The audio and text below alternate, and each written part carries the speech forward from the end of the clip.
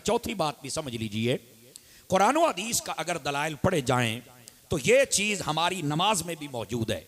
हम जब सलाम फेरते हैं ना, तो उससे पहले हम एक दुआ पढ़ते हैं, रब्बि जालनी मुकीमस्सलात। और आपको पता होना चाहिए ये जो दुआ है ये हजरत इब्राहीम अलैहिस्सलाम अपनी मुबारक जिंदगी में मांगा करते थे। और ये कुरान मजीद की आयत भी है, 13वां पारा सूरह इब्राहीम निकाले, उसके अंदर ये आयत मौजूद है। ये है दुआ, लेकिन अल्लाह को इतनी पसंद आई कि महबूब पाक को आयत बना के कुरान में अता फरमा दी है।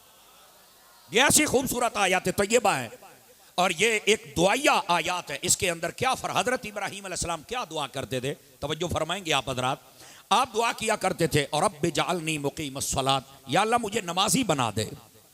ये आपकी दुआ है, इब्तिदा देखो, या अल्लाह मुझे नमाजी बना दे। और कौन कह रहे हैं? अल्लाह के नबी, और सिर्फ नबी नहीं, खलील नबी। समझ आ रही? आप ये दुआ कर रहे हैं, या अल्लाह मुझे नमाजी बना दे।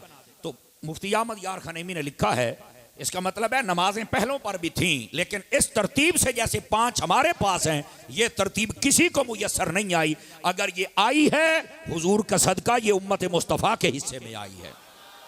पहलों के पास किसी के पास 1 नमाज है, किसी के पास 2 नमाज है, किसी के पास 1 रकात है, किसी के पास ज्यादा रकातें हैं, तो उनको ये, लेकिन थी जरूर। इब्राहीम अलैहिस्सलाम कहते हैं या अल्लाह मुझे नमाजी बना दे। यहाँ उलमा ने एक सवाल उठाया, उलमा तफसीर ने, वो ये कहते हैं कि इब्राहीम अलैहिस्सलाम ने ये क्यों दुआ मांगी कि या अल्लाह मुझे नमाजी बना दे? क्या वो नमाजी नहीं थे? कहा थे। अल्लाह के नबी से पक्का नमाजी कौन होता है? समझ रहे ना आप हजरात? तो फिर आपने क्यों दुआ फरमाई? अब जरा गौर से सुनने वाली बात है। उलमा ने बहुत खूबसूरत जवाब दिया। फरमाया इब्राहीम अलैहिस्सलाम अल्लाह की बारगाह से इस्तिकामत को मांग रहे हैं कि या अल्लाह मैं नमाज तो पढ़ता हूं, पर मैं इस्तिकामत मांगता हूं कि आखिरी सांसों तक तेरी बारगाह की अदायगी ये नमाज अदा करता रहूं। तो ये इस्तिकामत है। और इसी वास्ते फरमाया जो इस्तिकामत होती है वो करामत से अगली शय होती है। करामत से अगली शय है इस्तिकामत। और इस्तिकामत का मतलब क्या होता है कि बंदा किसी चीज पर ऐसा कारबंद हो जाए, जो मर्जी हो जाए, उस चीज से दस्तबरदारी हासिल न करे। इस चीज के पुख्ता होने का नाम इस्तिकामत कहलाता है। समझ आ रही? हजरत जुनैद बगदादी रहमतुल्लाह अलैह आप तशरीफ फरमाते, बायजीद बिस्तामी रहमतुल्लाह अलैह का नाम भी लिखा है। एक शख्स आ गया कि मैंने मुरीद होना है, तो देखता रहा, 2-4 दिन रहा, कहता ठीक है जी सलाम अलैकुम, तो मैं जानता पाया देखने वाले तो कयामत की नजर रखते हैं। आपने फरमाया भाई जा तो रहे हो, पहले ये बताओ आए क्यों थे, जरा अपना मकसद भी जाहिर करो।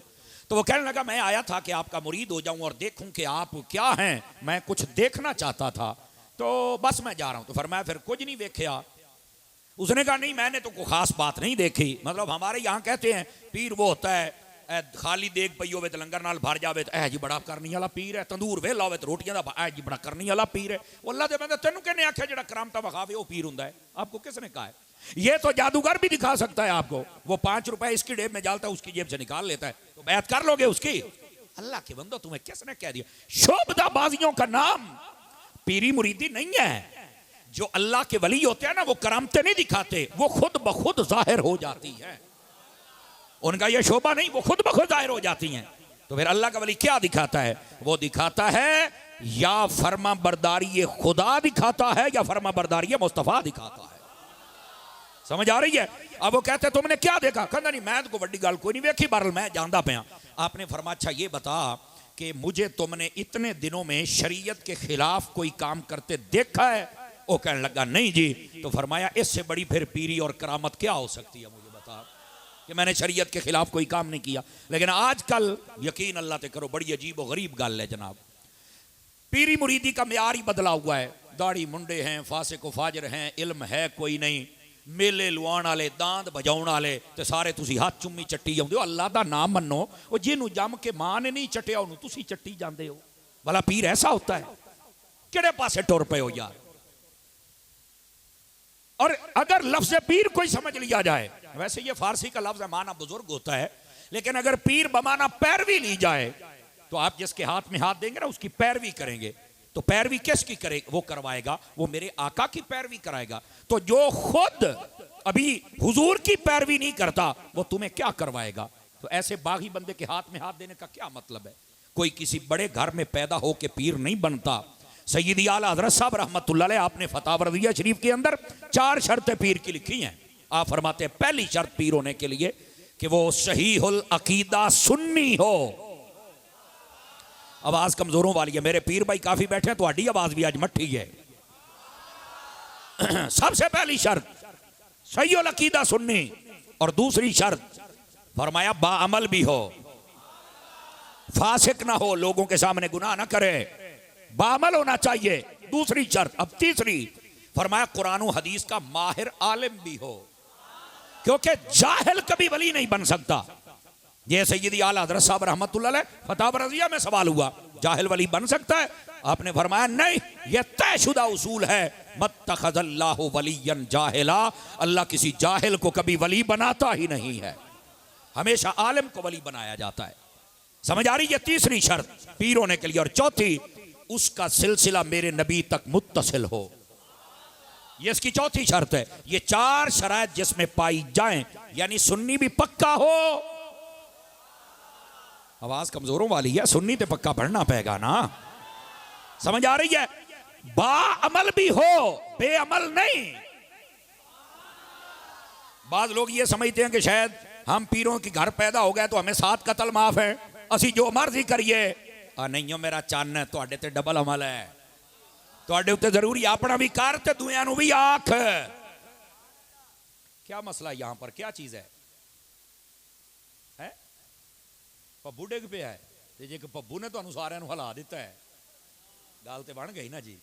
कोई नहीं, काबू करो यार।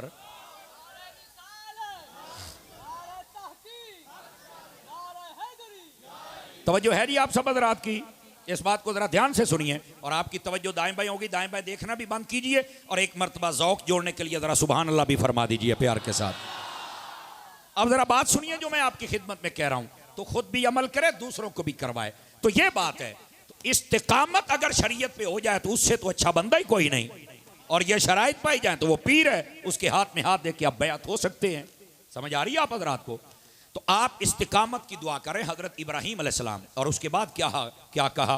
वाले वाले दैया, या अल्लाह ना सॉरी रब्बे जालनी मुकीमस्सलाति व मिन ज़ुर्रियती, फरमाया मुझे भी नमाजी बना दे और मेरी औलाद को भी नमाजी बना दे। जितने यहाँ वालिदैन तशरीफ फरमा है, जरा गौर फरमाएं, हमारे जब हाथ उठते हैं ना औलाद के लिए, इम्तिहान में कामयाब हो जाए, नौकरी लग जाए, बाहरले मुल्क चला जाए, ए हो जाए, ओ हो जाए, बिल्कुल आपको दुआ करने की इजाजत है, आप कर सकते हैं, लेकिन तरीका थोड़ा दुरुस्त कर लीजिए। मेरे शेख तरीकत सैयदी व सनदी अमीर अहले सुन्नत हज़रत अल्लामा पीर मोहम्मद इलियास अत्तार कादरी रज़वी दामत बरकातुहुल आलिया, आप फरमाते हैं जब भी अपनी औलाद के लिए दुआ की जाए तो ये नबियों वलियों के तरीके के मुताबिक की जाए, और वो क्या है? या अल्लाह मेरी औलाद को दुनिया के इम्तिहानों में भी कामयाबी अता फरमा दे और कब्र व हशर के इम्तिहानों में भी कामयाबी अता फरमा दे। या अल्लाह मेरे बच्चे को यहां भी हलाल रिज़्क़ अता फरमा दे और जन्नत की भी नेमतें अता फरमा दे। अपनी औलाद की इस तरह दुआ किया करें, लेकिन हमने एक ही तरफ रखी हुई है कि जिसके अंदर हम सिर्फ ये नौकरी लग जाए, मकान बन जाए, बस जरा इंटरव्यू पास हो जाए, फलाना टमकाना, वो सारा कुछ होवे, ये सारा कुछ बने, लेकिन ये भी दुआ करया करे बंदा भी बने। आवाज कमजोरों वाली है आप हजरात की, ठीक है? और हम दुआ करवाने के लिए अमूमन मौलवियों और पीरों के पास जाते हैं। नेक लोगों से दुआ करवाना मना नहीं है, लेकिन अब्बा जी आपको पता है सबसे ज्यादा दुआ कबूल आपकी होती है।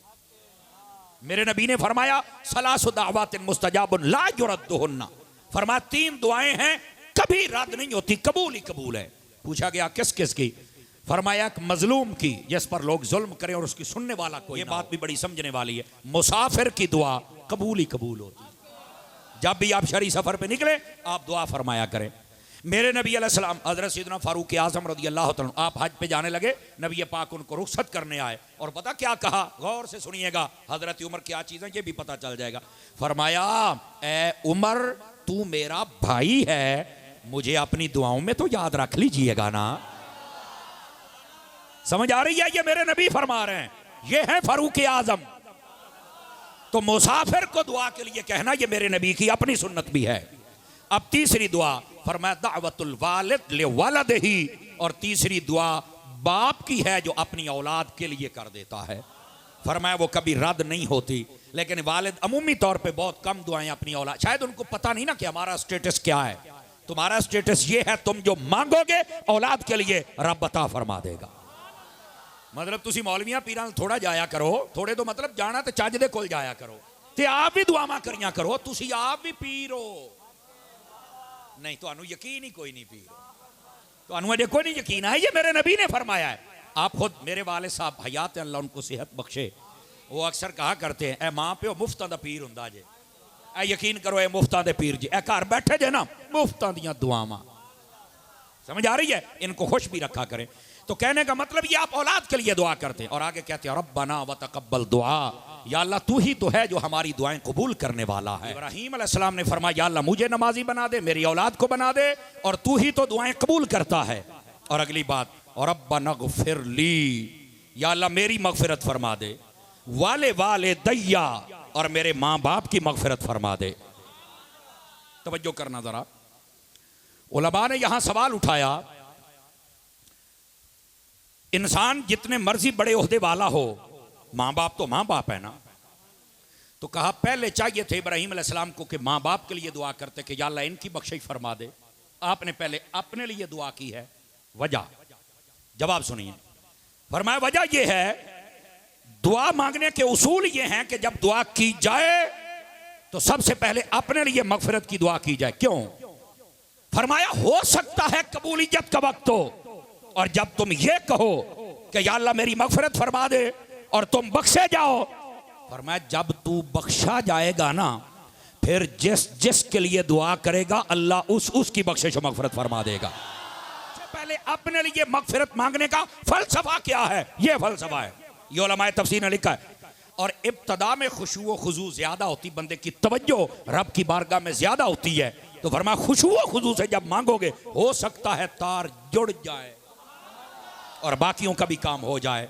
अब समझ आ रही है आप हज़रात को? और दूसरी बात, उलमा फरमाते हैं कि यहां पर वाले वाले दैया का लफ्ज मौजूद है, और ये वालिदैन था, जब या ज़मीर आ गई तो नून गिर गई और ये इदगाम हो गया। वालिदैया माँ बाप दोनों। और यहां से वो लोग तवज्जो करें, आप लोग ये समझते हैं कि शायद हमारा को वैसे इख्तलाफ है, ना ना ना ना, आ इख्तलाफ जे जड़ा लोग बयान नहीं करते। आप सुने, मैं सिर्फ आपकी मालूमात के लिए बयान करूं। लोगों का अहले सुन्नत के अलावा एक टोला है जिनका ये नजरिया है कि इब्राहीम अलैहिस्सलाम के जो वालिद है ना वो आज़र हैं, जबकि आज़र वालिद नहीं है, नहीं है, नहीं है। समझ आ रही है? मैं ना जोर लाया वे चुप करके बैठे ने, पता नहीं इन्हें को गल की थी भी है कि नहीं की थी। ओए अल्लाह दे बंदे को मसलक वाली गल सुनिया करो। नहीं है आपके वालिद आज़र। कौन है? उनका नाम है हजरत तारुख अलैहिस्सलाम, ये आपके वालिद है। और अगर कोई नहीं मानता तो मैंने कहा किसको मानते हो? तो अल्लामा इब्ने कसीर का नाम लेते हैं, हम तो उनको मानते हैं। मैंने कहा चल तुम्हें छुट्टी देता हूं, उसकी किताब है तारीख इब्ने कसीर, कहते हैं असली नाम अल बिदाया व निहाया, उसे उठा, इब्राहीम अलैहिस्सलाम वाला चैप्टर खोल, उसके अंदर देख, ये तुम्हारा इब्ने कसीर लिखता है जिसको तुम मानते हो। वो कहता है इब्राहीम अलैहिस्सलाम के वालिद का नाम आज़र नहीं है, तारुख है। आज़र तो आपका चाचा है। आज़र क्या है? आपका चाचा है। और उस चाचे को बाप के सीगे के साथ कहा गया। और ये नबी पाक ने फरमाया अम्र रजुल सिनबु अबी, फरमाया जो बंदे का चाचा होता है वो भी मिसले बाप के होता है। और आप जब अपने चचा हज़रत अब्बास को बुलाया करते थे, आप कहते थे उद्दू इलैया अबी अब्बास, मेरे चचा अब्बास को बुलाओ ना मेरी तरफ। तो आप अपने चचा को बाप कहते। चचा को बाप कहना ये अरब का रिवाज था, ये उससे पहली कौमों का रिवाज था। तो इब्राहीम अलैहिस्सलाम के चचा को बाप कहा गया है। लोगों को गलती लग गई, ठोकर लग गई कि शायद आपका बाप, ये नहीं, आपके बाप का नाम तारुख है और वो मोमिन है। कहता दलील क्या है? मैंने कहा दलील ये है, काफिर बंदे के लिए बंदा दुआए मगफरत नहीं कर सकता। अल्लाह ने कुरान में फरमाया वला तुसल्ली अला अहदिम मिनहुम माता वला तकुम अला कब्रिही। इसका तर्जमा सुनो, कुरान है, फरमाया ना तुम काफिर के लिए दुआ कर सकते हो ना उसकी कब्र पे जा सकते हो।